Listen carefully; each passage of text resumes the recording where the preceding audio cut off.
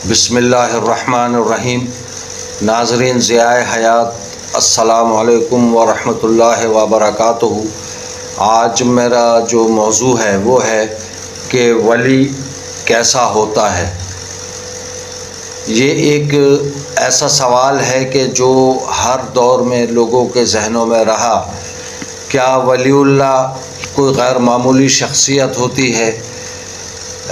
کیا اس سے کرامات ظاہر ہونا ضروری ہیں، یا پھر ولی وہ ہے جو اللہ تعالیٰ کی اطاعت، تقوی، اخلاص، محبت میں اپنی زندگی گزار دیتا ہے؟ اس ویڈیو میں قرآن کریم، احادیث مبارکہ اور اکابر اہل سنت والجماعت اور صوفیہ اکرام کی روشنی میں اس موضوع پر گفتگو کی گئی ہے کہ ولی اللہ کی حقیقی پہچان کیا ہے، اس کی صفات کیا ہوتی ہیں، اور ایک عام مسلمان کس طرح اللہ کی ولایت کے راستے پر چل کر ولی بنتا ہے۔ اگر آپ روحانیت، تصوف، تزکیہ نفس اور اولیاء کرام کی تعلیمات میں دلچسپی رکھتے ہیں تو یہ ویڈیو ضرور دیکھیں اور اپنے دوستوں کے ساتھ بھی شیئر کریں تاکہ زیادہ سے زیادہ لوگ اس علم سے فائدہ اٹھا سکیں۔ اگر ویڈیو پسند آئے تو چینل ضیاء حیات کو سبسکرائب کریں، ویڈیو کو لائک کریں، اپنے دوستوں کے ساتھ شیئر کریں اور اپنی قیمتی رائے کمنٹ میں ضرور لکھیں۔ اللہ تعالی ہمیں اپنے نیک بندوں کی محبت، ان کے نقش قدم پر چلنے اور اپنی رضا حاصل کرنے کی توفیق عطا فرمائے، آمین۔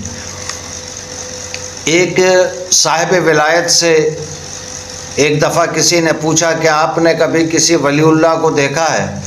انہوں نے جواب دیا کہ ہاں، ابھی 2 دن پہلے ہی لاہور اسٹیشن پر دیکھا ہے۔ ہماری گاڑی جیسے ہی رکی تو قلیوں نے دھاوا بول دیا اور ہر کسی کا سامان اٹھانے اور اٹھا کر بھاگنے لگے، لیکن میں نے ایک قلی کو دیکھا کہ وہ اطمینان سے نماز میں مشغول ہے۔ جب اس قلی نے سلام پھیرا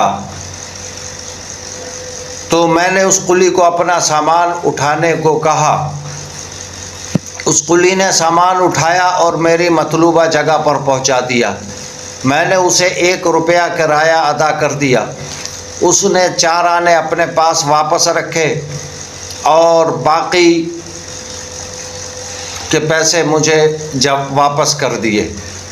اس قلی سے میں نے کہا کہ 1 روپیہ پورا رکھ لو، لیکن اس نے مسکراتے ہوئے جواب دیا کہ نہیں صاحب، میری مزدوری 4 آنے ہی بنتی ہے۔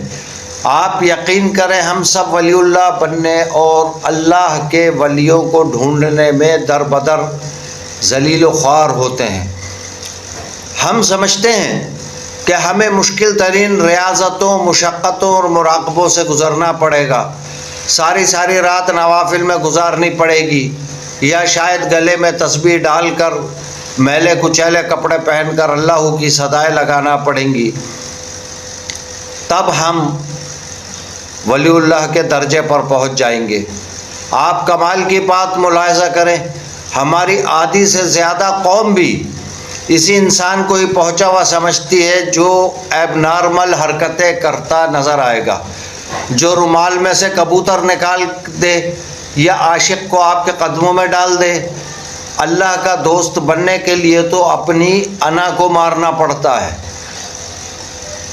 قربانی، ایثار اور انفاق کو اپنی ذات کا حصہ بنانا پڑتا ہے۔ بابا جی اشفاق احمد صاحب فرماتے ہیں کہ ایک دفعہ میں نے اپنے ابا جی سے پوچھا کہ عشق مجازی اور عشق حقیقی میں کیا فرق ہے؟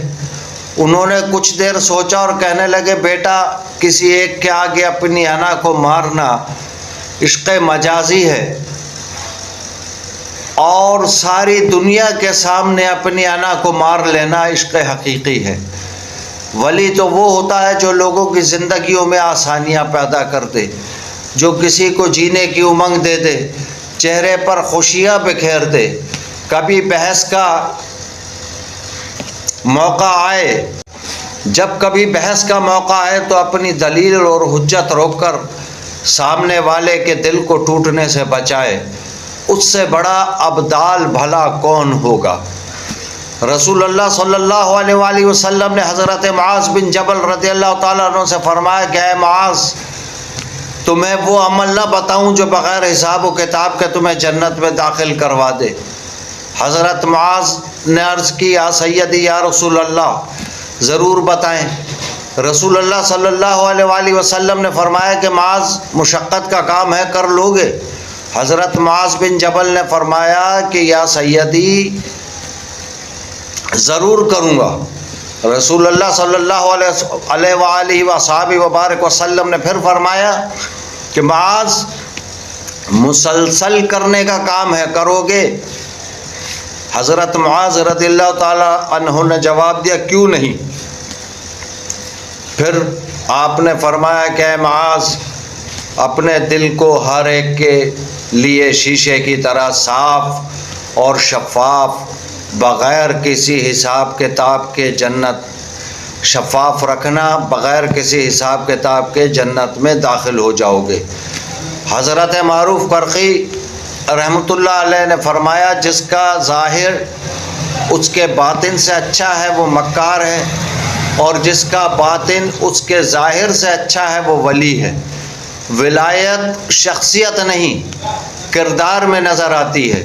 حضرت ابراہیم بن ادھم رحمۃ اللہ علیہ کی خدمت میں ایک شخص حاضر ہوا اور چند دن رہنے کی اجازت مانگی، آپ نے دے دی۔ وہ کچھ دن ساتھ رہا اور انتہائی مایوس انداز میں واپس جانے لگا۔ حضرت ابراہیم بن ادھم نے پوچھا کیا ہوا، برخوردار کیوں آئے تھے اور کیوں واپس جا رہے ہو؟ اس نے کہا حضرت، آپ کا بڑا چرچا سنا تھا، اس لیے آیا تھا کہ دیکھوں کہ آپ رحمۃ اللہ علیہ کے پاس کون سے کشف و کرامات ہیں۔ اتنا بول کر وہ نوجوان خاموش ہو گیا۔ حضرت ابراہیم بن ادھم رحمۃ اللہ علیہ نے پوچھا پھر کیا دیکھا؟ کہنے لگا میں تو سخت مایوس ہو گیا ہوں، میں نے تو کوئی کشف اور کرامت وقوع پذیر ہوتے نہیں دیکھی۔ حضرت ابراہیم بن ادھم رحمۃ اللہ علیہ نے پوچھا کر نوجوان یہ بتاؤ، اس دوران تم نے میرا کوئی عمل خلاف شریعت دیکھا یا کوئی کام اللہ اور اس کے رسول صلی اللہ علیہ وآلہ وسلم کے خلاف دیکھا؟ تو اس نوجوان نے فوراً جواب دیا کہ نہیں، ایسا تو واقعی کچھ نہیں دیکھا۔ حضرت ابراہیم بن ادھم رحمۃ اللہ علیہ مسکرائے، اس کے کندھے پر ہاتھ رکھا اور بولے بیٹے، میرے پاس اس سے بڑا کشف اور اس سے بڑی کرامت کوئی نہیں۔ جو شخص فرائض کی پابندی کرتا ہو، کبائر سے اجتناب برتتا ہو، لوگوں کی زندگیوں میں آسانیاں پیدا کرتا ہو، آپ مان لیں کہ اس سے بڑا ولی کوئی نہیں ہو سکتا۔ امید ہے کہ آپ کو میرا آج کا یہ موضوع پسند آیا ہوگا۔